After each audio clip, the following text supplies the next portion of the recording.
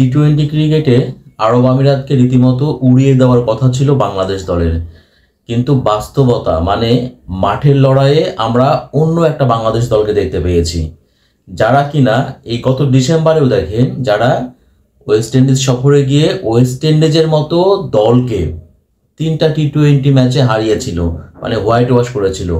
সে দলটাই কিনা আরব আমিরাতের মতো একটা চুনোপুটি প্রতিপক্ষ হিসেবে আরব আমিরাতকে কখনোই আপনার বড় হিসেবে দেখার কোনো সুযোগ নাই। অবশ্যই আপনার প্রতিপক্ষকে আপনি সমীহ করতে পারবেন বা সমীহ করা উচিত, কিন্তু বাংলাদেশ দলের যে এক্সপেরিয়েন্স, বাংলাদেশ দলের খেলোয়াড়দের যে অভিজ্ঞতা, তার সঙ্গে যদি আপনি আরব আমিরাতের খেলোয়াড়দেরকে গুলিয়ে ফেলেন বা বাংলাদেশের সঙ্গে যদি আপনি আরব আমিরাতকে এক কাতারে দাঁড় করান, আমার মনে হয় এটা বোকামি হবে। কিন্তু মাঠের পারফরমেন্সে আমার কাছে মনে হলো বাংলাদেশের চাইতে আরব আমিরাত অনেক এগিয়ে আছে। তাদের মধ্যে যে লড়াকু মানসিকতা, তাদের মধ্যে যে জয়ের ক্ষুধাটা আমরা দেখতে পেয়েছি, আমি তো বলবো যে এই ম্যাচটা আসলে খেলেছে আরব আমিরাত, কিন্তু জয় পেয়েছে বাংলাদেশ। এবং এই যে বাংলাদেশ দল, তারা যে 27 রানে প্রথম টি-20 ম্যাচটা জিতলো, এই 27 রানে জয়ের পেছনে দুইজনকে সবচেয়ে বেশি ক্রেডিট দিতে হবে। একজন হচ্ছে পারভেজ ইমন। দেখেন, টি-20 ক্রিকেটটা 120 বলের খেলা, এইখানে আপনার ডট বল দেওয়ার কিন্তু কোনো সুযোগ নাই। আবার টি-20 ক্রিকেটে সবাইকে যে ভালো পারফরমেন্স করতে হবে এইরকম কিন্তু না। হ্যাঁ, 2-3জন ক্রিকেটার তারা যদি তাদের দায়িত্বটা সঠিকভাবে পালন করতে পারেন, তাহলে পারেই একটা স্কোর, ভালো কিন্তু একটা স্কোর পাওয়া যায়।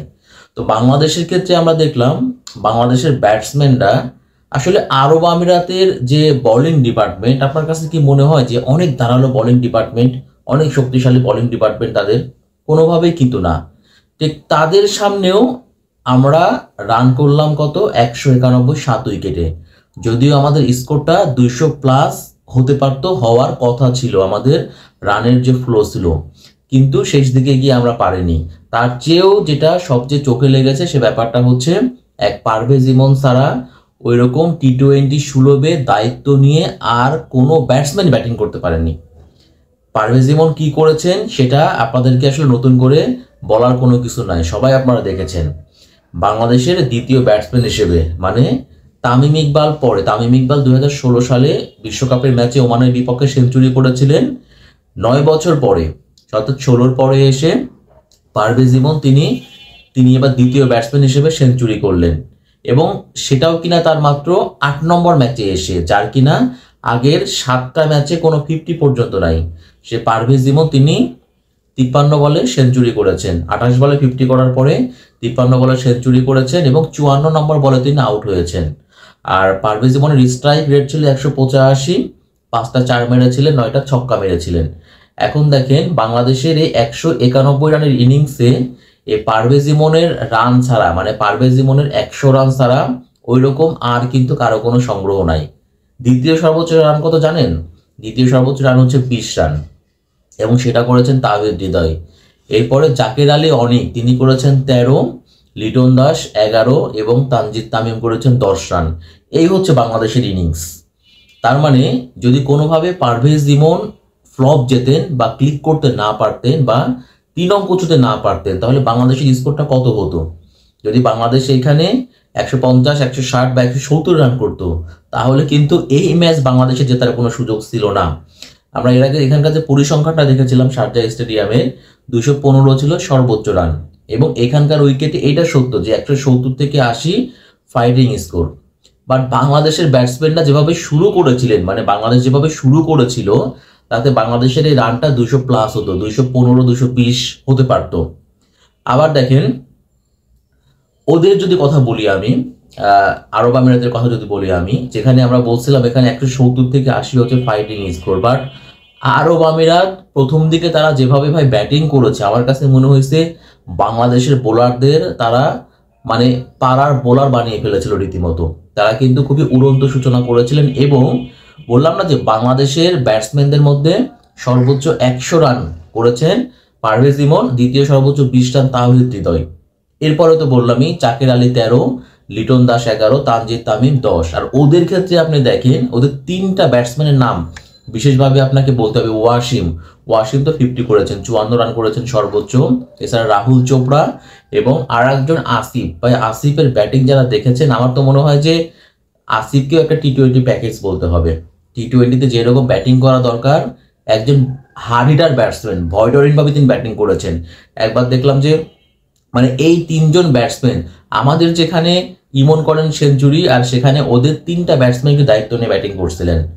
এই 3টা নাম বললাম, ওয়াসিম, রাহুল চোপড়া আর হলো আসিফ। এবং ওদের যে রানের ফ্লোটা ছিল, আমি তো বলবো লাস্টের দিকে গিয়ে 30 বলে 53 রানের একটা সমীকরণ ছিল। তখন পর্যন্ত কিন্তু মনে হয়েছিল যে ম্যাচটা আরব আমিরাত জিততে চলেছে। কিন্তু ওই যে লাস্টের দিকে মুস্তাফিজকে ক্রেডিট দিতে হবে।